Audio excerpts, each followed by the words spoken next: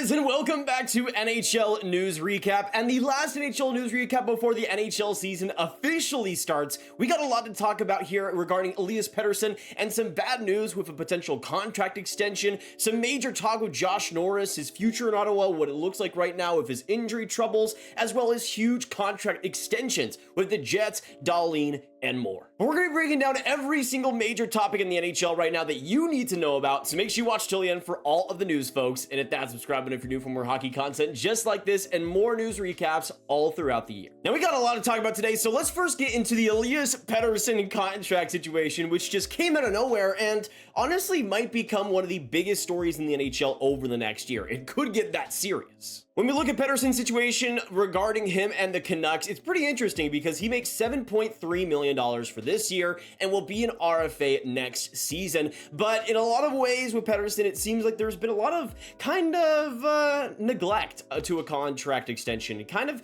just being concerned with Vancouver's situation. You can see at 24 years old, Pettersson is right now in the prime of his career, and what a pick he's become with that 5th overall selection. You can see last year how he rose up to become one of the best players in the NHL. 102 points in 80 games while providing all-star defense. Pettersson has already become one of the most valuable players out there, and for Vancouver, there is zero opportunity to lose him. If you lose him, you might as well pack up the franchise. But here's the thing, when we see all of the rumors that we've seen over the past couple of months, it feels like for Pettersson, he's pretty unconvinced about staying in Vancouver, to committing with the Vancouver Canucks. And about a month ago, there was a quote by Elliotte Friedman saying that a lot of Pettersson's future of Vancouver depends on the success of this year. It seems like, at least from Elias Pettersson's side, that he's waiting to see how this Vancouver team performs around him, or else he could be looking elsewhere. And going on to this section of the Hockey Writers rumor article talking about it, Canucks are upset with Pettersson not committing. So we got recently some more news alluding to the fact that Pettersson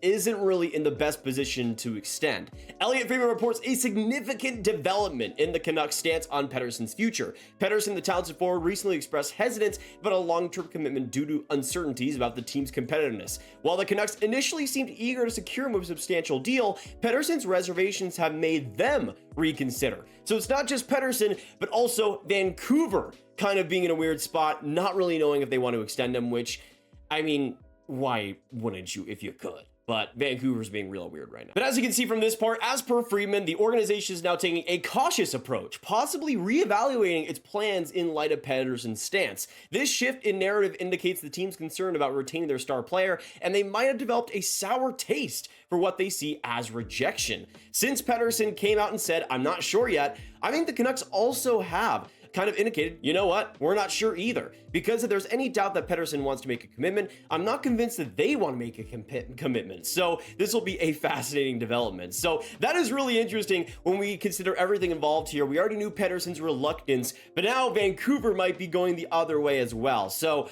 a year out from him being an RFA, things are pretty much as barren as they could be. But let us know, folks, what do you guys think of this situation? Could this lead to a trade down the line? Is the relationship between Pettersson and the Canucks soured completely? Is this why they gave Quinn Hughes the captaincy instead of Pettersson? Let us know all your thoughts down below over what happens over the next year. It's going to be fascinating. Also, for some more Canucks news, they of course made a trade over the weekend, and it was pretty interesting for them. They acquired Sam Lafferty from the Toronto Maple Leafs for a 2024 5th round pick, and this makes sense, I would say, for both sides. For the Leafs, getting rid of some of that cap that Lafferty had on his deal, I think makes sense for them, especially with how restrained they were to keep players like Fraser Minton and everything. They needed to free up a lot more space, a lot more extra space. Lafferty gone, frees that up. They get a 5th round pick for it, which is kind of a shame considering I think how still of a big part he was in that Jake McCabe deal. But for Vancouver, maybe in a middle 6 role, Lafferty could provide some good stability, especially in the penalty kill. That's an area that Vancouver has suffered a lot with over the last few years, but he could bring some scoring on there and some solid defensive play, and I think for Vancouver that fits quite well too. Let's move on to some more news and trade rumors here, this time about potential trade with the Columbus Blue Jackets, maybe moving out one of their defensemen. Blue Jackets shopping a defenseman, as reported by Daily Faceoff insider Frank Cervelli. The Columbus Blue Jackets have engaged in trade discussions recently. Cervelli revealed that the team is exploring various options, with potential player movements likely focusing on individuals such as Adam Boqvist, Jake Bean, and Andrew Peeke. Columbus appears open to different scenarios as they actively consider reshaping their roster in these ongoing trade talks. Damon Severson and Ivan Provorov were big additions in the summer, helping to beef up the team's blue line, but now they have a surplus at the position and would like to move somebody. And this does make sense. Columbus does have a plethora of guys that might not play for them, especially on the younger side, and to me it was kind of a surprise that we hadn't seen a player like Jake Bean especially traded this offseason, but the value is in a weird spot. Of course, Columbus isn't going to really be able to play them all too often, so they don't really have much leverage there, but it is interesting to see those names considered, especially Peeke, who has been in trade rumors a little bit over the last year, but Columbus has been reserved to really trade him at all. And you got players as well like Adam Boqvist who still have some really good potential, especially on offense. So for a team out there that's looking to maybe add a player, give some good opportunity to a defenseman, there's quite a few names there that could look pretty good, especially Peeke in a bottom pair role. I think a lot of teams could benefit from that physical presence. But now let's move on to one of the most frustrating situations in the entire NHL, and that is the Josh Noris injury situation with the Ottawa Senators. After having a huge injury last year, missing most of the season, having surgery, rehabbing, and everything, he came into training camp, it looked to be pretty solid, but then went into a non-contact sweater, and he isn't in lineups. He wasn't playing in preseason games. He wasn't doing what he needed to do to really show that he was healthy, and it's escalated to a much worse situation. And you can see here, the return of Josh Noris to the Senators lineup remains uncertain, according to coach DJ Smith. He stated, "At this point, I'm being told that he's just unable to play. With injuries, things happen sometimes where maybe it didn't rehab quite the way they expected." Bruce Gerrich raised questions about Norris' potential starting the season on IR or LTIR, the latter requiring to miss 10 games or 24 days. Despite being on the ice for practice, it appears Norris hasn't prepared for game action. Smith's candidateness suggests Norris won't be ready for the regular season start, leaving fans and the team waiting anxiously for updates on his recovery. And it just creates such a brutal situation for Ottawa that you also combine, of course, Shane Pinto still being unsigned and not really having a lot of traction to talk about there. Now Ottawa is without their second and third line centers. And as a person that basically just assumed they'd be there, at least Josh Noris to start the year and predict him to make the playoffs, it ain't looking good, man. But especially on Josh Norris's side, man, you had all this time to rehab, all this time to do things perfectly, and you're still injured. That is just brutal, man. And that kind of glassness in Josh Noris is absolutely concerning at this point. And you consider the contract, you can see him there on the injured reserve, $7.95 million on the cap until 2030. 2030 is when his contract ends, and they signed this humongous extension just for him to be pretty much injured throughout the entire start of it. Yikes. And with Josh Noris injured, with Shane Pinto still unsigned, this is how the Ottawa Senators lines look like. Obviously, that first line is great, but after that is where the humongous concerns start to fall down. You have Rourke Chartier as your third line center with Kubalik and Tarasenko. These lines are wild. They're weird. I don't think that third line is going to work at all. And you have to have Greg on the second line, Mateo Joseph on the second line. It is just not in a good spot whatsoever. And that's, of course, just the practice line. So you have Josh Noris kind of in there, but again, he isn't ready to play in actual games yet. It is just a weird situation, and right now the worst situation for the Sens to be in. And of course, we'll keep you updated on this story as we go each week through NHL News Recap, so make sure you stick around with us for all those latest updates. Also, an interesting note here I wanted to talk about the Nashville Predators and Juuse Saros. There's been some trade rumors over the last year, including Juuse Saros and different trade proposals. I never really saw Juuse Saros being a trade candidate for Nashville. That was always to me like the one guy they would never trade. You can see here, pretty much getting confirmed, Juuse Saros part of Predators' long-term plans. Pierre LeBrun wrote in The Athletic, "I've already reached Saros' agent Kevin Epp and their group to see what their thoughts are on talking. We've been blessed with great goaltending in Nashville. It started with Thomas Vokun, then Pekka Rinne, and hopefully Juuse for the future. The team's proactive approach to re-signing Saros shows how much they value him as part of their roster." So again, for all those people saying, oh, he's going to go to Edmonton, he's going to go somewhere, he's going to go all of these other places,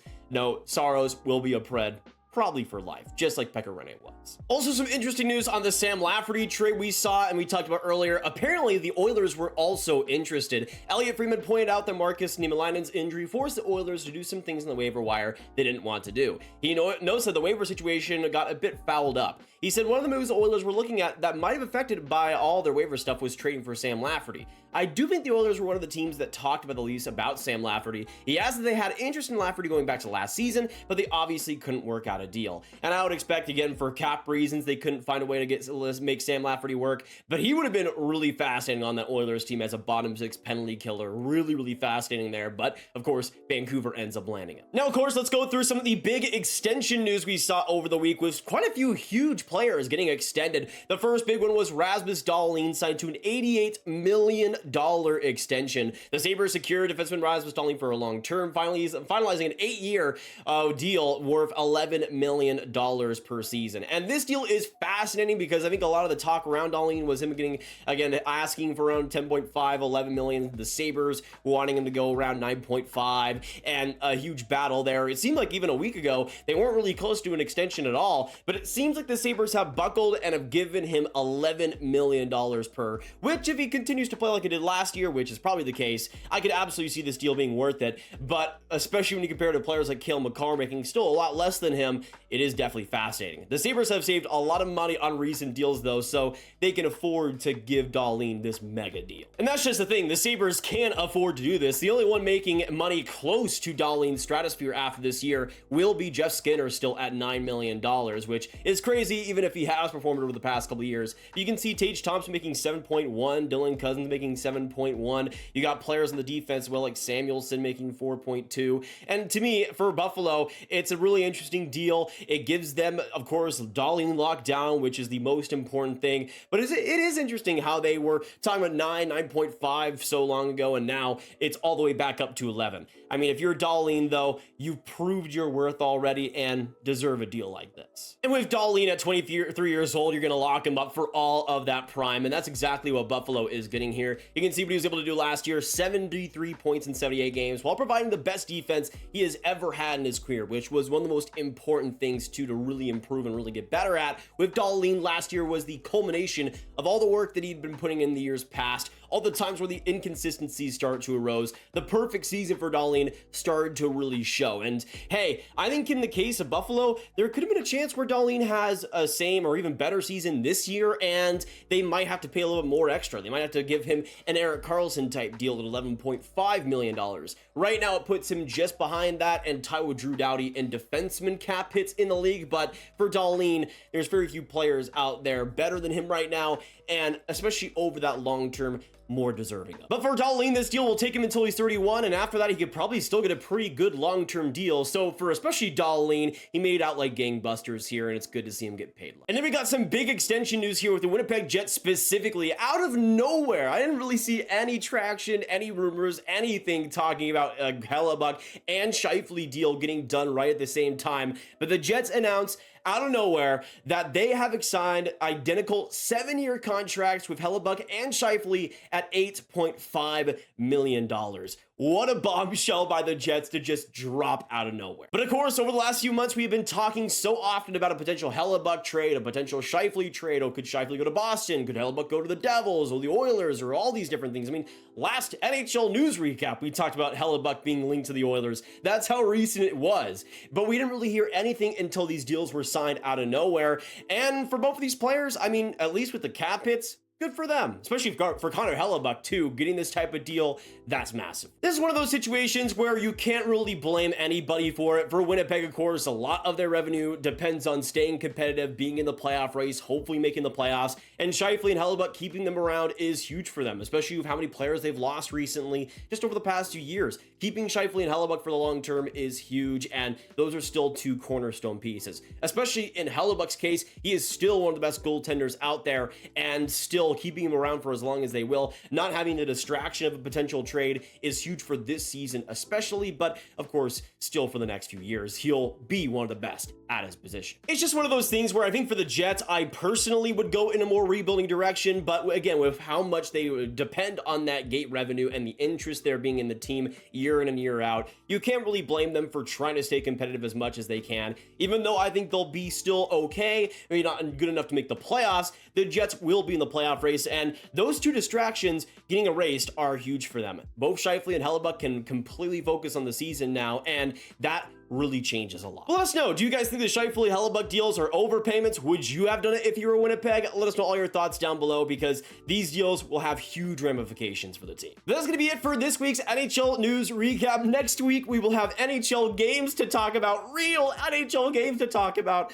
Oh my goodness, I love it. And we'll see you guys then. Hopefully you did enjoy. If you did, hit that like button, hit that subscribe button, hit that notification bell. Comment down below. What are your thoughts on all the rumors, all the news we talked about today? And let us know what you guys thought of today's NHL News Recap. Of course, make sure you hit that subscribe button, hit that like button, hit that notification bell so you don't miss another video, so you don't miss any bit of NHL news, and hit that like button, of course, if you enjoyed today's episode and want to support everything we do here. Of course, make sure you share the video with all the hockey fans. You guys go online. Make sure you get the NHL news out to them, and click on this card for my NHL news in one playlist so you can watch everything as you go. Binge it all if you want. We will see you in the next one, though. Drink some water. Have a great day.